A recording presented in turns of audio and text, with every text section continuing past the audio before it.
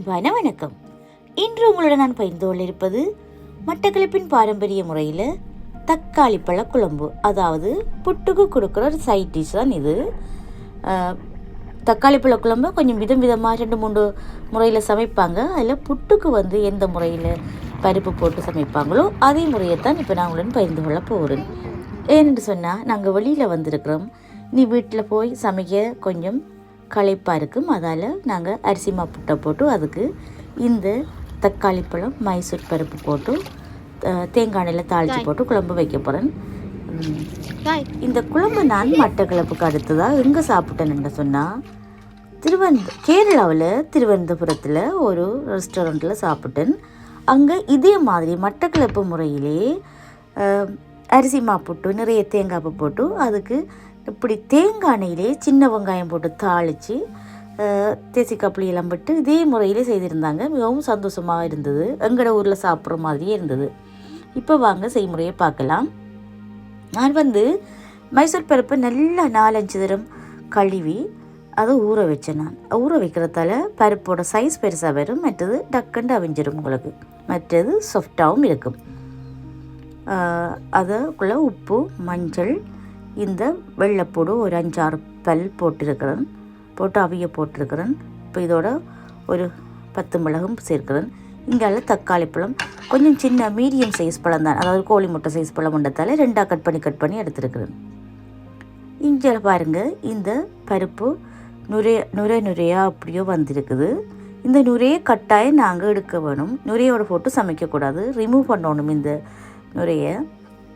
இல்லாட்டி எங்களுக்கு வயிறு ஊதும், அந்த கேஸ் ப்ராப்ளம் மாதிரிலாம் இருக்குது. இதெல்லாம் சிலர் கேட்பாங்க, அப்படி நுரையை எழுறதால சத்து போகாது உண்டு.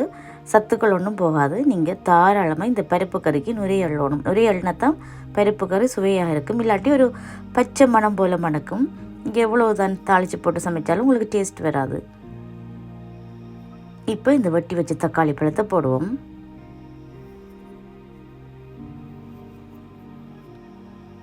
இப்போ செகண்ட் கோகோனட் மில்க் சேர்க்கிறேன், அதாவது 2வது தேங்காய் பால். இதோட சிறிலங்கன் குழம்பு மிளகாத்தூள் சேர்க்கிறேன். இந்த குழம்பு மிளகாத்தூளுக்குள்ளே கறிவேப்பிலை, ரம்பையில் எல்லாம் மிக்ஸ் பண்ணி வந்ததால் நான் எக்ஸ்ட்ராவாக ரம்பையில் சேர்க்கலை. இப்போ ஒரு பிஞ்சளவு பெருங்காய பவுடர், அதோட எக்ஸ்ட்ராவாக கொஞ்சம் கறிவேப்பிலை சேர்க்கிறேன்.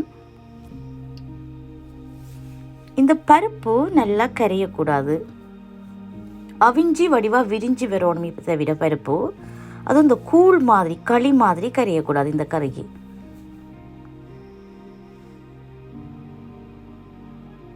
இப்போ பாருங்கள், இப்போ கொஞ்சம் கொதிக்க விடுவோம். கொதிக்க விடுறதால பாலோட தேங்காய் பாலோட பச்சை வாசனையும் போகும், அதோட தக்காளி பழமும் அவியும்.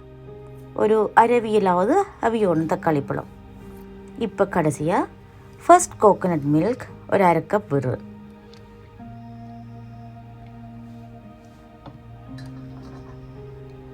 ஃபர்ஸ்ட் கோகோனட் மில்க் விட்டதுக்கு பிறகு கூட கொதிக்க வைக்கப்படும். கொதிக்க வச்சா அது தண்ணியாக போயிடும் குழம்பு.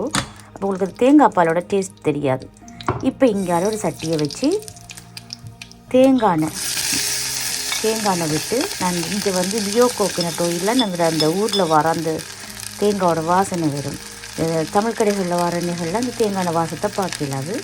இப்போ நார்மலாக சாதாரணமாக கடுகு, சீரகம், இது பருப்பு கறி எண்ணெயோடையே நாங்கள் உளுந்து போடல, சும்மா தாளிக்கிறேன்.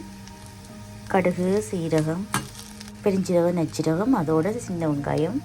நான் சின்ன வெங்காயம் எடுக்கல, சின்ன வெங்காயம் மாதிரியே கொஞ்சம் பெரிய வெங்காயம் வர மாதிரி தான் சேர்த்து தாளிக்கிறேன்.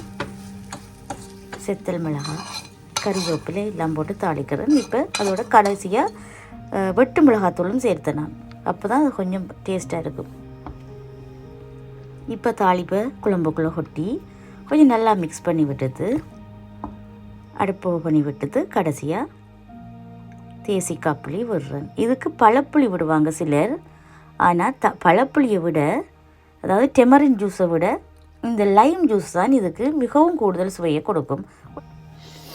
இதோ நல்லா தேங்காய் எண்ணெயில் இந்த கறிவேப்பிலை வாசம் எல்லாம் கமகமண்டு மணக்க தக்காளி மைசூர் பருப்பு போட்டு குழம்பு ரெடி.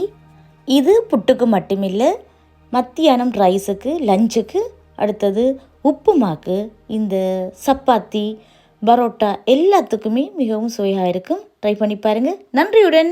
தீபா.